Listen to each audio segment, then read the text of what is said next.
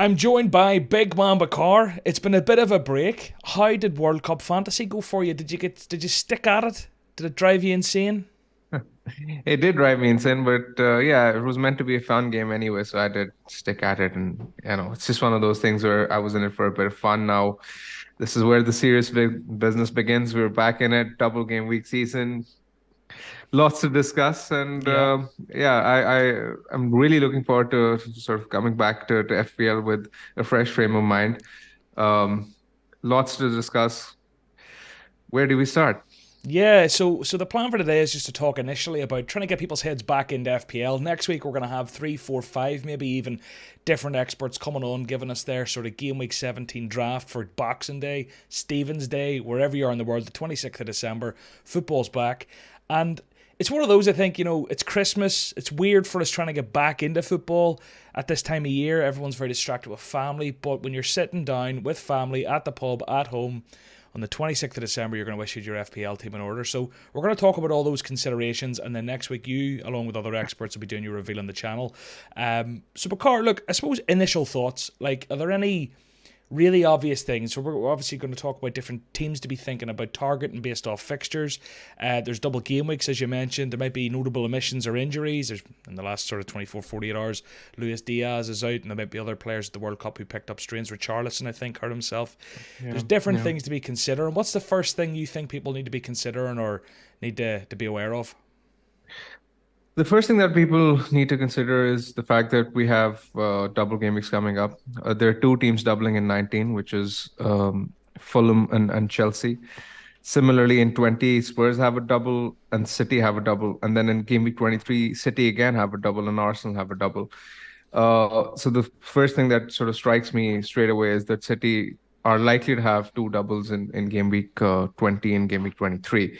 Now, the game week 20 double isn't yet confirmed because it depends on some of the FA Cup results. For example, Spurs are playing Portsmouth and City are playing Chelsea. So if either of those matches go to a replay, then the game week 20 won't be a double game week. But we won't know this before the game week 19 deadline even. So we have to go with the assumption that City will probably beat Chelsea and Spurs will beat Portsmouth. So we will likely have a double in game week 20 for City, and then in game week 23 as well. Now, what's inciting and enticing here is the fact that City also have Leeds in game week 17 and Everton in game week 18. So their fixtures before the game week 20 double are really good as well. It just tells me straight away that you're going to have triple City in your squad.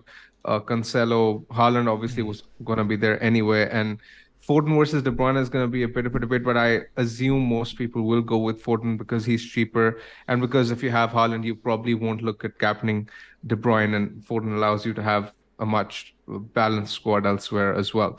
So that's the first thing that comes to my mind. The second thing is whether or not a lot of people will look at the opportunity of triple captaining Haaland is another question which springs to mind because he's fully rested after the Mm. World Cup. And I mean, will you get this possibility later on this season where I know the fixtures in Game Week 20 or Game Week 23 aren't as enticing as we might get later in the season for someone like Haaland, but will he be fit at that point? Will City be prioritizing the UCL? We don't know. Right now, we know that his expected minutes are likely to be very high. So this is another debate which is likely to take over the community in a few weeks' time.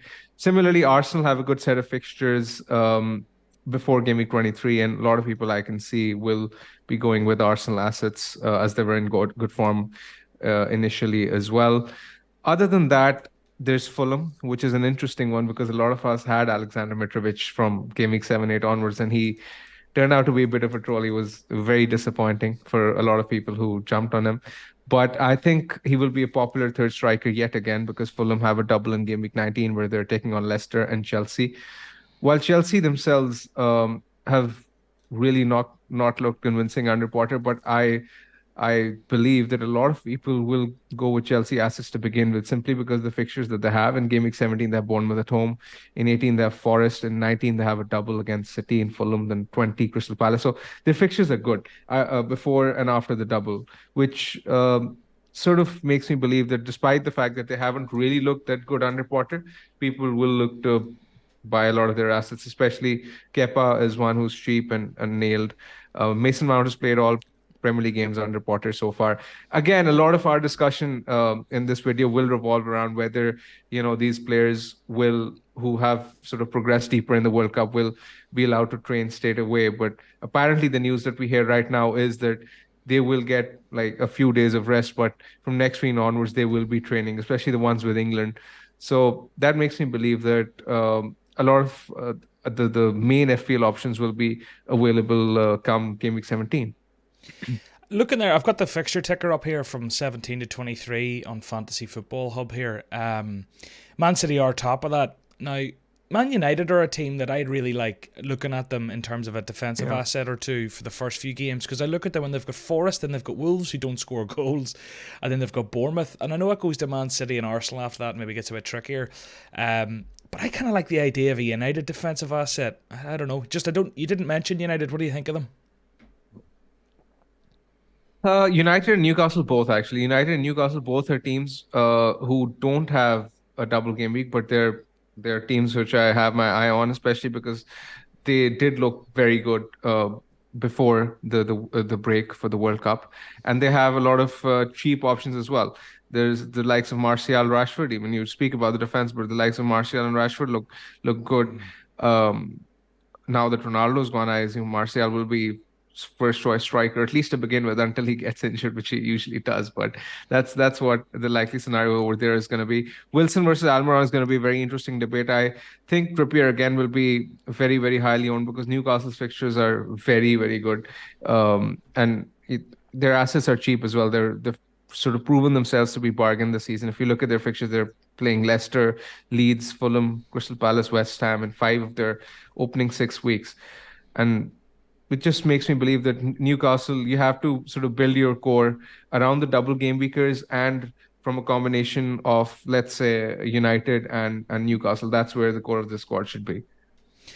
I'm having is there anyone else like budget enablers or any teams you think like, okay, they're not exactly glamorous, their fixtures aren't incredible, but they could enable us, even just looking at Palace here, they've got Fulham and then they've got Bournemouth, and I don't know, just having a look through this, there's a few teams there that maybe have some okay fixtures that maybe could. The problem with Palace is that their fixtures in game week 17 and 18 are great, but then after game week 18 their fixtures turn very poor. For example, they have Spurs, Chelsea, Newcastle United after game week 19. So if you do buy someone like Zaha to begin with, then you have to sell him after 2 weeks. I'm really not sure if it's worth booking in a transfer. You might as well start with someone like a Mason Mount or Martinelli or Saka straight away.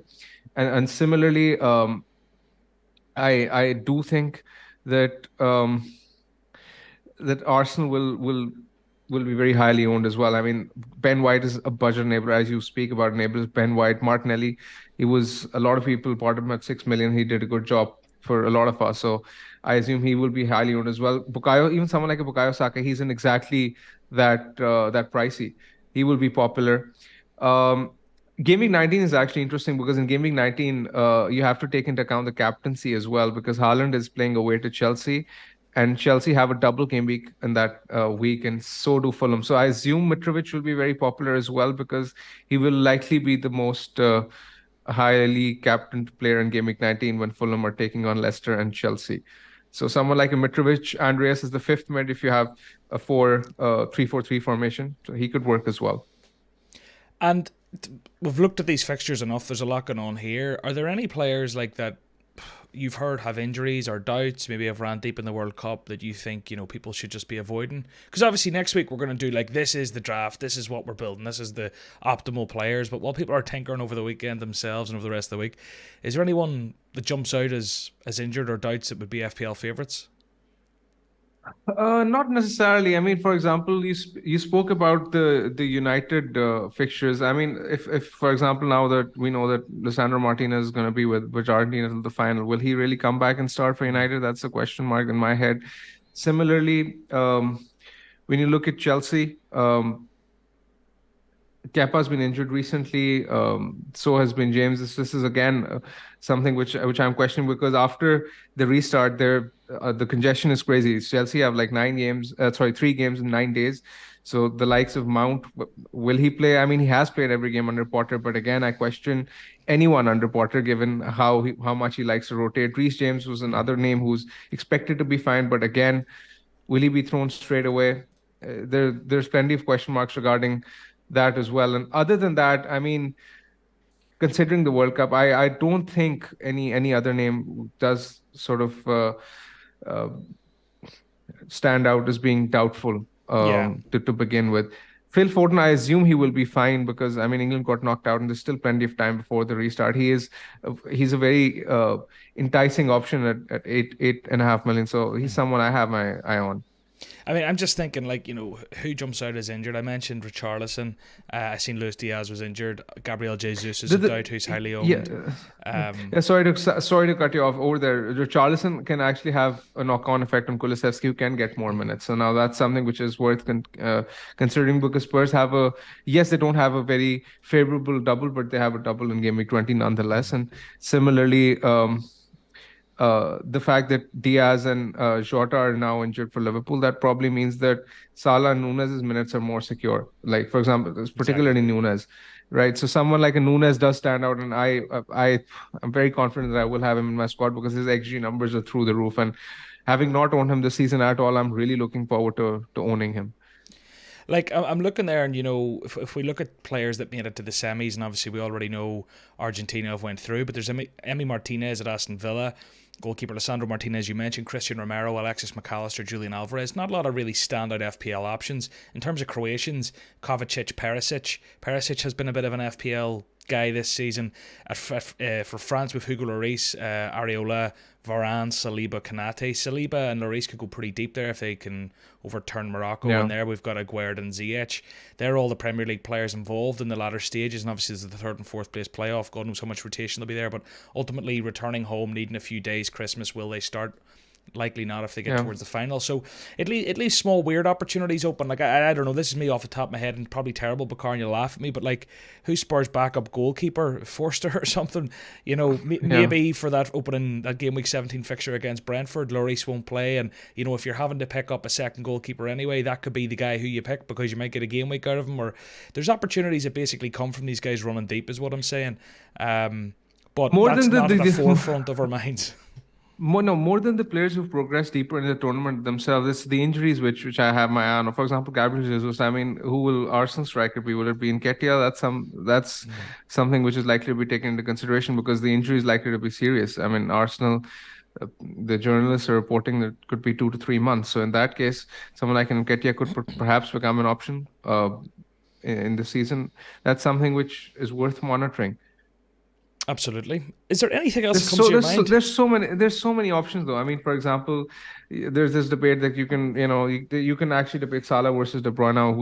Who is it worth going for? The United assets versus, let's say, the Newcastle assets. Even someone like a Wilson versus Almiron is a debate in itself. Rashford versus Martial is a debate in itself. Whether to go with just Martinelli or Saka.